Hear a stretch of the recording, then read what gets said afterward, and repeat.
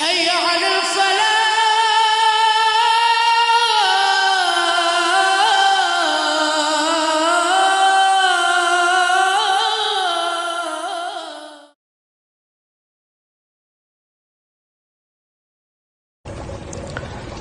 Ada satu doa pendek yang diajarkan Allah melalui Al-Quran kepada kita semua. Doa pendek ini merefleksikan tujuan hidup kita sebagai seorang muslim. Sehingga seringkali orang menyebut doa ini sebagai doa sapu jagat, yaitu Rabbana atina fid dunya hasanah wa fil akhirati hasanah wa qina adzabannar. Wahai Tuhan kami, berikan kami kebahagiaan di dunia ini, kebahagiaan di akhirat nanti, dan selamatkan kami dari azab neraka. Dunia dan seluruh isinya sesungguhnya merupakan tujuan hidup jangka pendek dari setiap pribadi muslim. Tujuan jangka pendek yang mengantarkan kita untuk meraih tujuan jangka panjang, yaitu akhirat dan ridho Allah Subhanahu wa ta'ala. Untuk kedua tujuan ini, Islam mengajarkan nilai keseimbangan. Bekerjalah buat duniamu seolah kau akan hidup selamanya, tetapi bekerjalah buat akhiratmu seolah kau akan mati besok. Nilai keseimbangan ini kemudian diterjemahkan dalam berbagai aspek kehidupannya. Dalam berbagai aspek kehidupan. Bagaimana si kaya harus membantu yang miskin. Bagaimana si miskin berusaha dan hidup tidak menjadi beban bagi yang lain. Kelihatan nilai keseimbangan itu. Bagaimana si tua menyayangi yang muda, bagaimana yang muda menghormati yang tua. Bagaimana tuan rumah menghormati tamu, bagaimana tamu menjadi orang yang tahu diri. Ini semua merefleksikan adanya nilai keseimbangan. Jadi seakan, Bung, ini dunia. Ambil apa yang perlu, nikmati apa yang boleh. Kalau bisa jangan gagal kau di dunia ini. Tapi kalaupun kau gagal di dunia, kau kan masih punya akhirat. Inilah sumber optimisme kehidupan seorang muslim. Dia tidak boleh gagal kalau bisa di dunia ini. Tapi kalaupun gagal, kau masih punya akhirat. Karena kau punya akhirat, caramu mencapai dunia ini diwarnai oleh keyakinan terhadap adanya akhirat nanti. Ini yang menyebabkan seorang muslim berbeda dengan yang lain, dan dia tidak terjebak menghalalkan sebuah cara untuk mencapai satu tujuan. Keyakinan adanya akhirat melahirkan etika dalam kehidupan seorang muslim pada cara bagaimana dia mencapai dunia ini. Dia tidak terjebak menghalalkan cara. Dunia ini tujuan jangka pendek. Ambil apa yang perlu, nikmati apa yang boleh, tapi jangan membuat cacat akhiratmu karenanya. Inilah yang membedakan kita dengan yang lain. Iya sih, saya kepengen kaya, tapi kalau korupsi, akhirat saya bagaimana nanti? Iyalah, saya kepengen naik pangkat, tinggi jabatan, tapi kalau fitnah orang, hantam kiri sikat kanan, teman jadi lawan, lawan pun jadi teman, akhirat saya bagaimana nanti? Ini melahirkan etika pada tata cara mencapai kehidupan dunia. Tidak terjebak menghalalkan segala cara untuk mencapai sebuah tujuan. Karena apa? Tidak satu perbuatan dunia yang bagaimanapun kecilnya yang tidak akan berakibat akhirat.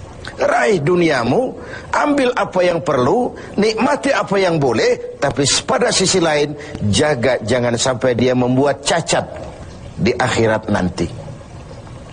Nah, seorang muslim yang baik tentu yang pandai meraih dua tujuan ini, mencapai fid dunya hasanah wa fil akhirati hasanah. Sementara Rasul pernah mengajarkan bukan orang yang terbaik dari kamu, orang yang hanya mengejar dunia dengan menyia-nyiakan akhiratnya. Seperti juga bukan orang yang terbaik yang mengutamakan akhirat dengan menyia-nyiakan dunianya. Tapi orang yang terbaik man jama'akuma, orang yang pandai mengkombin antara keperluan dunia dan kepentingan akhirat nanti. Nah, untuk mencapai tujuan ini, tujuan dunia sebagai tujuan jangka pendek bisa dicapai dengan ilmu, dengan sains, dengan pengalaman, dengan nasib. Makin banyak ilmu, makin mudah meraih dunia. Makin syarat kita dengan pengalaman, makin mudah meraih dunia. Atau karena faktor nasib, lalu kita bisa meraih dunia. Sementara akhirat hanya bisa diraih dengan prestasi ibadah kepada Allah Subhanahu wa ta'ala. Prestasi ibadah. Jadi dunia kita capai dengan prestasi ilmu, prestasi pengalaman, atau karena faktor nasib. Akhirat kita capai hanya dengan prestasi ibadah kepada Allah Subhanahu wa ta'ala. Kalaupun ada efek dunianya dari solat kita, dari puasa kita, dari haji kita, dari zakat kita, itu sekedar side effect. Tapi sasaran utama adalah akhirat dan ridho Allah. Untuk mencapai dua tujuan ini, Allah memberikan alat untuk mencapai tujuan. Dan dalam kaidah usul fikih dijelaskan bahwa lil wasail hukmul maqasid, alat dan tujuan hukumnya sama. Jadi kalau tujuan ke situ, alatnya harus ada untuk membawa kita ke arah itu. Saudara wajib naik ke loteng. Tidak bisa naik ke loteng kalau tidak ada tangga, maka tangga itu menjadi wajib adanya. Nah, untuk mencapai dua tujuan ini, fid dunya hasanah wa fil akhirati hasanah, Allah memberikan alat kepada kita. Apa alatnya? Dalam surah At-Taubah ayat 111 bisa kita lihat. Innallaha ashtara minal mu'minina anfusahum wa amwalahum bi anna lahumul jannah. Allah telah membeli dari orang-orang beriman diri mereka, harta mereka, bagi mereka adalah surga. Ayat ini merupakan transaksi yang sangat transparan. Transaksi yang sangat transparan. Pembeli Allah, penjual kita orang-orang beriman. Dagangannya amwal dan anfus, harta dan diri. Harganya adalah surga. Sekali harta dan diri sudah kita jual kepada Allah, tentu tidak akan kita jual lagi kepada yang lain. Jadi dengan kata lain, harta itu apa? Semua bentuk materi yang kita kuasai. Uang, tanah, kebun, pabrik, dan sebagainya. Lalu yang dimaksud dengan anfus, diri itu apa? Semua kekayaan yang ada dalam pribadi kita. Konsep, pikiran, ide, wewenang, jabatan, kemampuan, skill, itu semua anfus. Untuk tujuan jangka pendek, harta dan diri harus jadi rahmah bagi lingkungan. Untuk tujuan jangka panjang, harta dan diri harus menunjang jalan menuju ridho Allah Subhanahu wa ta'ala. Itulah jalan kalau kita ingin mencapai fid dunya hasanah wa fil akhirati hasanah. Dengan kata lain, yang alat itu jadikan dia sebagai alat. Jangan dia dijadikan tujuan. Sekali alat kita jadikan tujuan, maka kita akan kehilangan tujuan yang sebenarnya. Begitulah sang waktu sering menggeser alat menjadi tujuan. Tujuan kita adalah kekuasaan. Tujuan kita adalah kekayaan. Tujuan kita adalah popularitas. Tujuan kita adalah menghimpun segala macam kekuatan. Padahal itu cuma sekadar alat untuk mencapai fid dunya hasanah wa fil akhirati hasanah. Kalau alat kita jadikan tujuan, kita akan kehilangan tujuan yang sebenarnya. Dan akhirnya kita akan terjerat kepada fata morgana. Kita sangka itulah tujuan itu. Kita sangka kita sudah sampai kepada titik yang kita tuju, padahal cuma pandangan yang menipu saja. Akhirnya kita terjerat dalam arus siklus yang berkali-kali diperingatkan oleh Al-Quran. Alhaakumut takatsur. Kamu telah celaka lantaran berlomba-lomba menjadikan alat sebagai tujuan. Berlomba-lomba menjadikan alat sebagai tujuan. Karena itu, gunakanlah alat sebagai alat untuk mencapai tujuan, dan bukan malah alat yang dijadikan tujuan. Berapa banyak pun harta kita miliki, dia cuma alat.